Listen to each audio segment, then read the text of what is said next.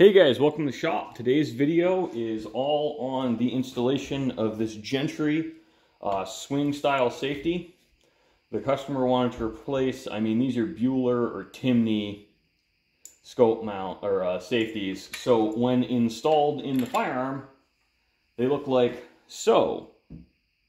I don't mind these at all. I have them on one of my personal firearms.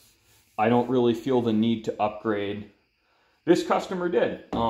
I have not installed one of the Gentry swing arm safeties. I've done other Winchester 70 style safeties in the past.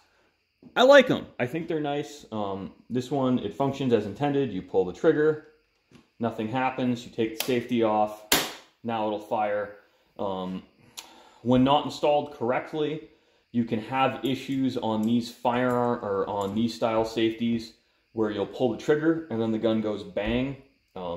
This gun did have a Boss trigger in it, which needed a little fussing with, because if I closed the bolt hard enough, the gun would go off, which is not safe.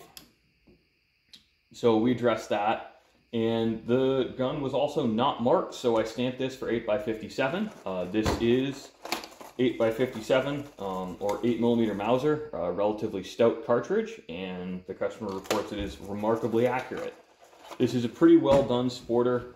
They did a good job bending the bolt, and you look at it and the woodwork's done very well. It's a plain stock, but it is a well inletted, well bedded, and well fitted stock.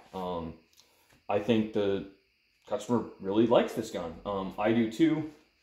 You know, it's comfortable to shoot, it flies to the shoulder, it's accurate, and it's aesthetically pleasing. So, it's really everything you want in a good sporter. So, thanks for watching, guys. Hope you enjoyed.